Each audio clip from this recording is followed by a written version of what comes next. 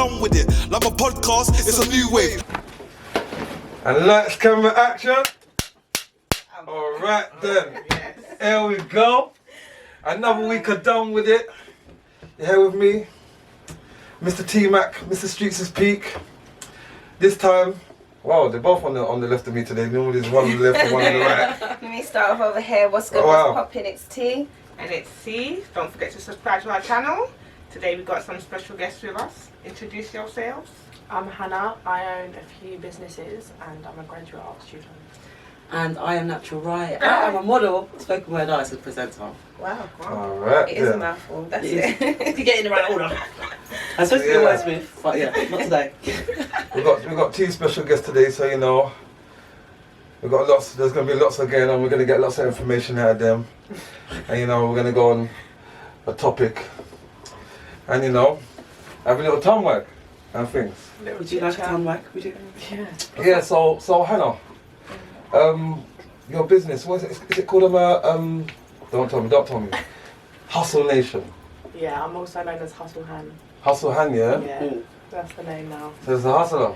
Yeah, I own Hustle Nation, Baby Nation, Hustle Management, Rise and Rave, Formation Imagination, and Backyard Boots.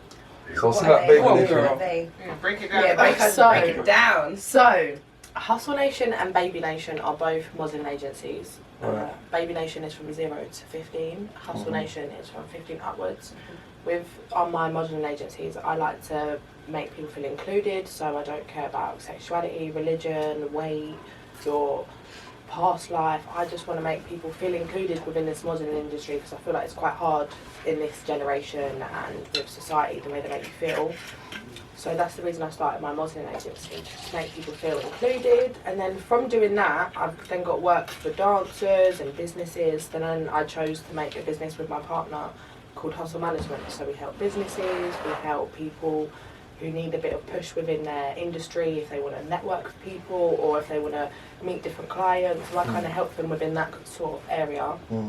So my Formation Imagination, that's my art page. I do spray painting, I do logos, flyers, anything to do with art, you name it. And I love anything creative. That's just my thing. And then Rise and Rave. Rise and Rave. Rise and Rave. Let's go. Hey.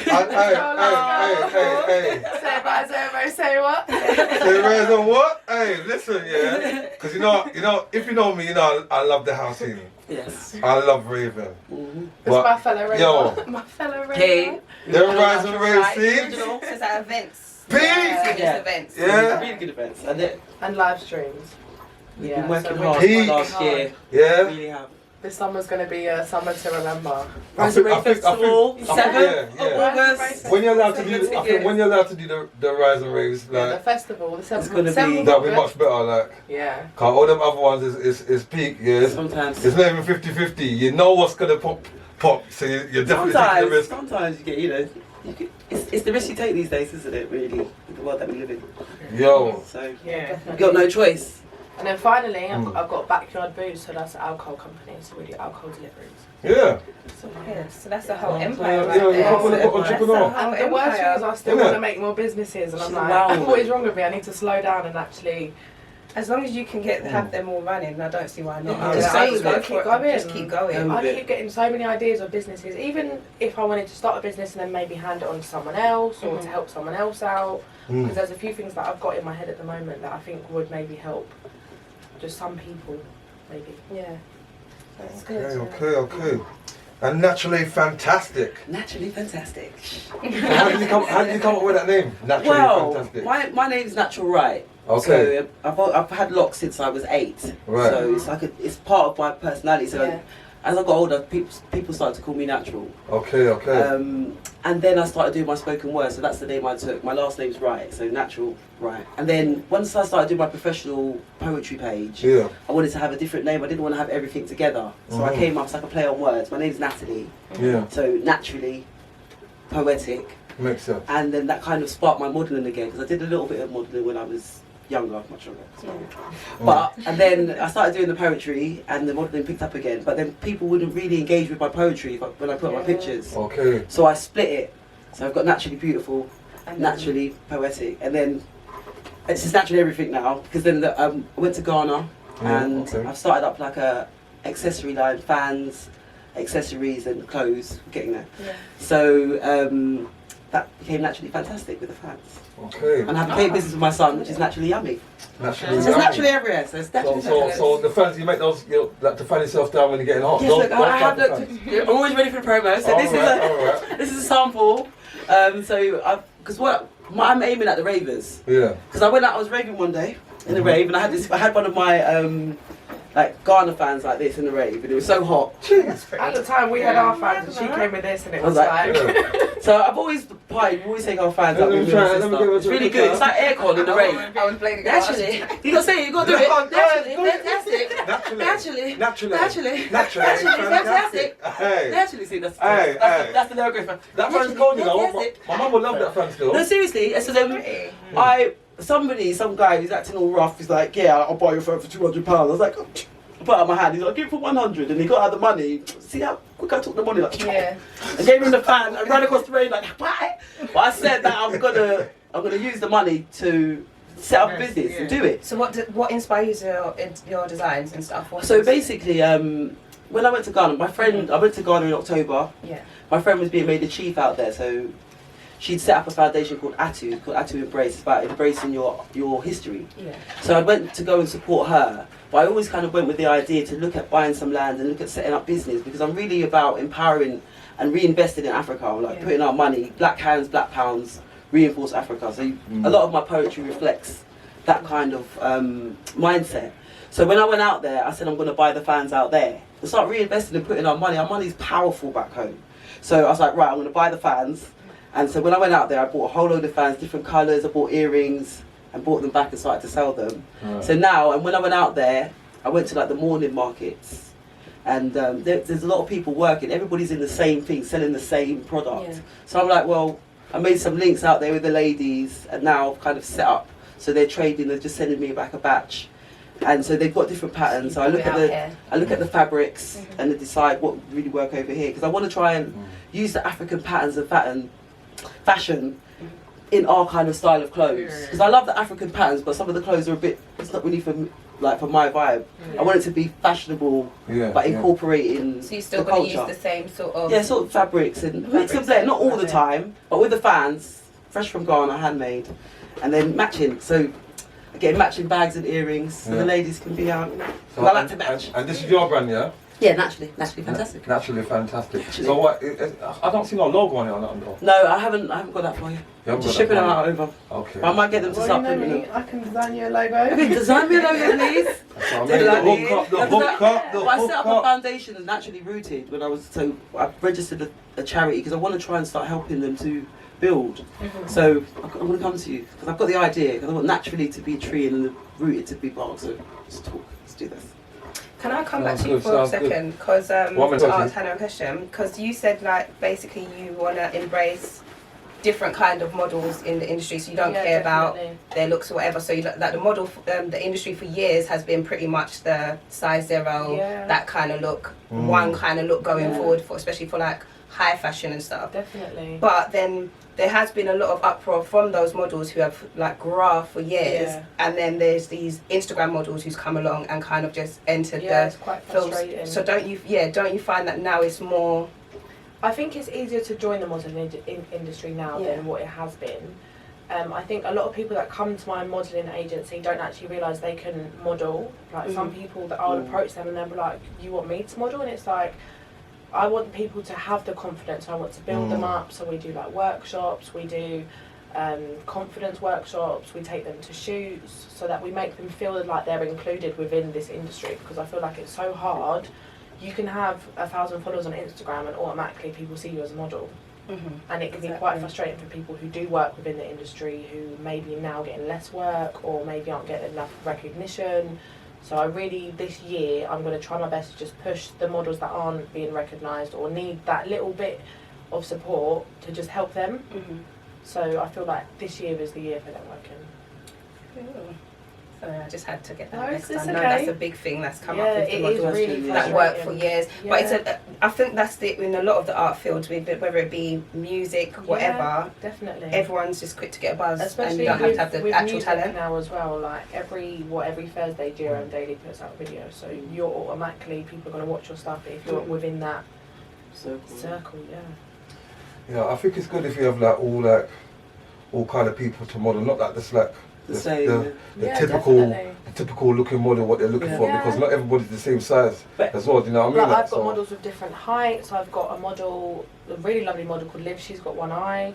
So that's I've got nice. a lot of diversity. I've had people with vitiligo skin condition, and I like literally all people from different races, different backgrounds. It's good. The attitude has changed a lot though in Yeah. terms of what you're saying. Because I did a modelling competition, Elements of Couture in Birmingham, and I won Best Curve Queen. Like the attitude towards shape Yeah. and size is changing, and age as well. Because I'm an older model, I'm a fuller figure. I've lost a lot of weight now, but I was a fuller figure model when I won it. Yeah. And we have to change the mindset as well. I think It shouldn't be about trying to do the same thing so- now. size zero She's all the time. definitely. It needs Like, to if be you look about at real underwear- shapes and real bodies. Yeah, And yeah. like, there's lots of different. It shouldn't just be about straight up and down. It should be a mix Yeah. of diversity. So. Because I think it, for people, like if you look on social media, it will make you feel a certain type of way. If you do look not in what society makes you think stereotypically you're supposed to look like. It can be quite hard, especially on the younger generations, girls especially, where people are getting like plastic surgery or The shape, now what the image that, because before it used to be about straight up and down, now it's about having the curves, and it's like it's gone, sometimes it goes too far the other way, like in terms of female empowerment and looking at our bodies. Before it's too thin, now if you haven't got the bum, so we need to just love ourselves and mostly now that's be what happy in when our you see own models skin. It still nowadays. stops at a certain. Sorry to cut Oh, you. cool. I think it still stops at a certain level, because if you go to like Zara, and then you go to like the high fashion, they're still pretty much got the same sort of models, look. yeah. They've got the darker skin. They do embrace the darker skin and really go down in the shades and up in shades or whatever. But the skinny is still their thing. In I garden think it's it's like been that like as that well. for And then so you've got the long, other and it's models so like- hard to break the cycle. The other models like, you know, they like showing off their body, so it's not like they're not like the fashion models. You get what I'm saying? Like There's if you different go on types of there, people, yeah. they're they're showing off, defi- they're they're showing off their definitely curves and everything like that. They're different mostly in bikinis, tight, skimpy kind of stuff. That kind of, you know what I mean? Like, it's not like it's not the same as a fashion model sort of. Like I think a lot nowadays, a lot of the modelling is towards music videos, and I think a lot of the young girls don't actually realise you can go to clothing lines and you can go to magazines, but I guess when they don't have the experience or the means to network, they feel like they can only do music videos. How much do you guys step in terms of their treatment of your models? So I know a lot of 100 step you, away. you join them in, you put them with their client, but then sometimes they get to that shoot and they're treated like So we go every shoot we'll go with them. So that You had a shoot last week or the week before, was it? I had Hustle Nation Sunday Fun Day. So, but with my shoots, I'll go to the shoot with them. I'll accompany them. So we've got model managers and I've got my partner. So they can choose if they want all of us to come or if they just want me to be there, or if they want me and a male. So then they feel like they've got the support. We'll go with them if they need travel or if they need us to meet us there, we'll meet them there. Because sometimes the model can be thrown into a situation and they'll get asked to do things that they may not want to do, which is why we go there to sometimes talk to the client to say that this isn't acceptable, they want to work like this, they don't want to do that, and it actually works. And most of the time the shoot is perfect and it works out better that way, because then the model's comfortable, the client's happy, they've got what they need, and it hasn't pushed any boundaries where anyone feels like they've been disrespected, which is good. So that shoot last week, what was that shoot in Adolf? So I started Hustle Nation in 2015 as a clothing line. Since then I've been trying to bring everyone together, and what I found from going out and having fun days and being within London, what I like is networking events and bringing people together. So what I do now is Hustle Nation Sunday Fun Day. Okay. So it's literally, if it doesn't matter if you're not part of the agency or if you're not a model, you literally come down, you take photos all day, we'll have some Hustle Nation merchandise, you get to meet the model managers, you choose your model manager, sign a contract, and literally just have a day of pure vibes within a studio environment where it's not pressured. Because a lot of photo shoots you'll go to, you don't know the people, or you might not feel confident in front of a camera. So it's just to get people feeling confident within themselves within that environment and feeling like they can push themselves to things they wouldn't have thought to do. Did they include you last week? Naturally Fantastic. No, they didn't. We haven't merged yet. We haven't merged yet. Well, they was meant to include We me. haven't collaborated. They was meant to include me. Watch this space. Watch In this my space. bag of You clothes, have to ready to model up myself, yeah. You were supposed to Ready be to there. What are you model up talking myself, about? and you just left me out. Oh. He was supposed Yeah, to you be just there. rubbed me out. Yeah? No, I see it on my cousin's page. I see it like. We're definitely going to work that Yo. we have. We're going to do some Definitely. stuff. Watch this space. So yeah, because obviously when I look on your page, I see you got some modelling bits on your page as well. Yes, so I've been. I think you went to a shoot about three weeks ago actually. I've done two shoots recently. I did one with Marze Corbin, who's like a fashion photographer. He's really wacky, but he's brilliant. And then I did one with my photographer Io. So that was, he wanted to do some shots, and I wanted to do some pictures to promote my brands. So I shot in my garments, and it's really, really fun. So I love modelling. It's a thing I've always done. I used to model for Maurice Roots, who's like a loctician. That's kind of how my modelling journey started. Right. And then since then, I've just been building my profile. So I do a lot of brand modelling for different companies and As well, yeah. dancing. I like a bit of a dance, me. So a little bit of a wiggle. I noticed that like nowadays there's a lot of like people in the UK, trying to push their own brands. Yeah, but I think You know what I mean? it's important though. I think I'm not really somebody that buys into like the big brands and like Gucci and buying all of this. I prefer to buy things that suit me and make it work for me. So that's kind of my ethos and being original, really. Yeah, definitely. So you are both into like supporting self.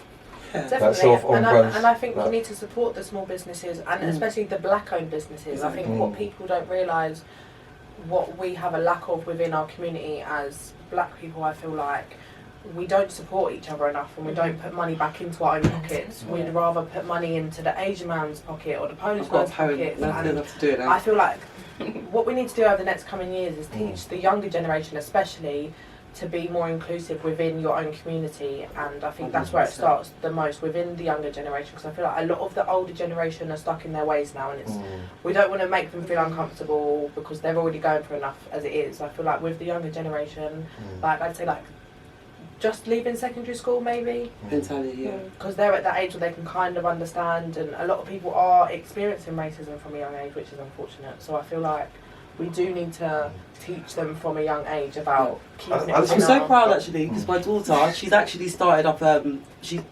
collective started up the Halo Code about hair discrimination. So it's everywhere. They're in the Independent Guardian, Graham Daily picked it up. Superdrug have just taken it on about combating discrimination in black hair. Yeah. And I think it's very important about us communicating and coming together. So he's talking about black business and coming together. So I'll do a bit of my poem. Which I'll do it. Yeah, go on. So it goes, one standing alone, like a thread can be broke. But 1,000 threads, we call this a rope. One shouting in mayhem disappears like a match of smoke. But all shouting together causes enough smoke to choke. Together we are powerful, solid as a rock. Invest in black business, increase our stock. Black Panther, the first film to make $1 billion worldwide. We stand and shout Wakanda, crossing our chest with pride. We channeled our money into this fantasy. Now let's do the same for our reality. It goes on, but I'll stop there. I'm really just a lot of people don't know. Like, you see me saying but my poetry is my passion, and it's about sending the messages and opening up people's minds. So I put that out for Black Pound Day, especially when it was the protest. I started doing poems to promote. Like there was the Brixton. I can't remember what it's called. It's the Brixton walkout, and there's lots of different things. So I'll do a poem and just put it out there. So how long have you been doing your poems? So I've started writing in 2009 because I'm a teacher. I'm an English teacher for work. So I was teaching young people to analyse. And I was like, I can do this. So I wrote my first poem. It's called Power of a Woman. And I wrote that, but I didn't perform publicly until 2017. And then when I stepped onto the stage, it's just literally Naturally. Fantastic, yeah. So, and then since then it's just been like, it's about network and people. I've had a lot of help. People hearing me come and do this, modelling, and it is about building that network and pulling each other forward. And if we don't, we won't progress. Together we will rise. That's not coming up soon. I kind of like I feel like we're kind of going off topic, but no, I definitely want to hear your background and where you come from, the things that you're doing. I find it very interesting and stuff like that. But just getting back to them, people pushing their own brand and stuff like that. Obviously, you got your own brand as well. Do you know what I mean? Like, so it's like it's kind of hard because like. People buy what they like, and it's advertised a lot. And obviously, with these main brands, they're advertised. They advertise on magazines. They advertise all over the social media. Then you got rappers, and you got celebrities wearing these kind of clothes. So it's hard to like push your own brand against it. You have to come out with something that's kind of like, you know what? Yeah, but you have to also be smart with your brands. If you've got a brand, you've got to reach out to people that's going to be seen because people follow the crowd. So once you see someone that's known that might have a little brand on and they see that person with it, they're going to rush and see where's that from. It's just like we're talking about essentials. That's not really nothing, but what was that, please? Like people because we made people that were higher. It's black owned. That's why everyone was saying the same thing. But because it's black owned, everyone's. But he's smart with it. But he or she, because I don't even know if he's behind the brand. But the price range, he just went up there. He went, oh no, I swear there's a name. Is that good or bad? That's a question though. No, it's that's called essentials, yeah? Okay. Like, is it too? It's just a plain. Is it too high? Do they? Some people are saying because it's pretty much a plain tracksuit with just print its logo. And it's how much? Like, what's the kind of price? 250 for top. I think between 150 and 230 something around them sizes. And that's basically for a hoodie. Depends. For t-shirts, probably like about 150 for a t-shirt. For a hoodie, you're looking about between 250. But they marketed it correctly, like they were saying. They done it right. Yeah, they done it right.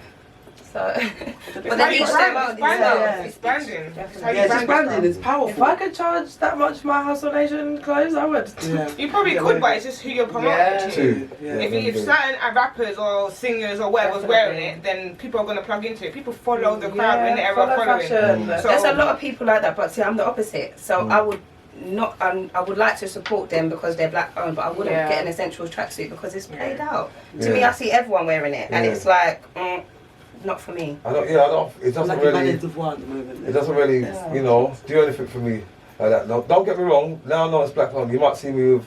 I might buy a Essential t-shirt. Just for that. I'll buy a t-shirt. Just for that. But it's not like something that like Drip Nation. Like that's one of the people that we know. Just that they're doing their thing. Like I like their logo. For me, that logo is kind of catchy. Do you know what I mean? Don't forget Hustle Nation. Yeah, Hustle Nation. You'll buy my merch. Actually, you do have some nice t-shirts. Your colourways, you got nice colourways still. I can't lie. It's been a long time since I've looked at one, and it would have been good if you would have came with a piece. If you came to my Sunday Fun Day, we had the new merchandise clothing collection out. But I thought you said you was there. You didn't get plugged in the model. Listen, you didn't even turn up. Listen, I bought my whole outfits and everything ready. Yeah, and they just left me. Cause he rang me out. Cause he just rang me out. Your hubby just rang me out. No. No way, merch though. Yeah, definitely. No. I was looking for it this morning, but literally where I had the fun day last week, it's ended at the bottom of my washing pile. So yeah, no, I need to make some more because I've ended up selling all the merchandise that I've got. So I need to make some. More merchandise. Yeah. But yeah, fashion is definitely a big thing still. You know what I mean? Like even like.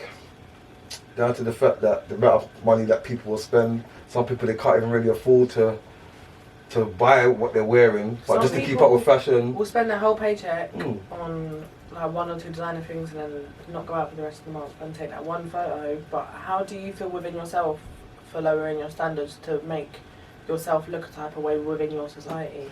That's nuts, because especially me, if I'm buying something, I want. Don't get me wrong, you got your everyday wear, but if I'm spending big money on those big drips, what they're spending, I'm looking to turn up somewhere. You think I'm just taking a photo? And then that's it.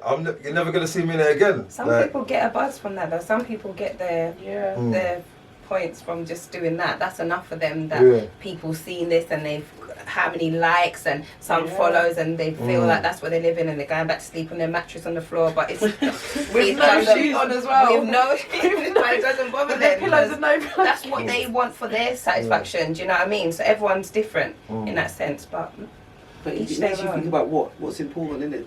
Yeah. And the social media world, like you're saying, it's about what you're putting out, what you're displaying outwardly, rather than what you've actually got in your reality. Exactly.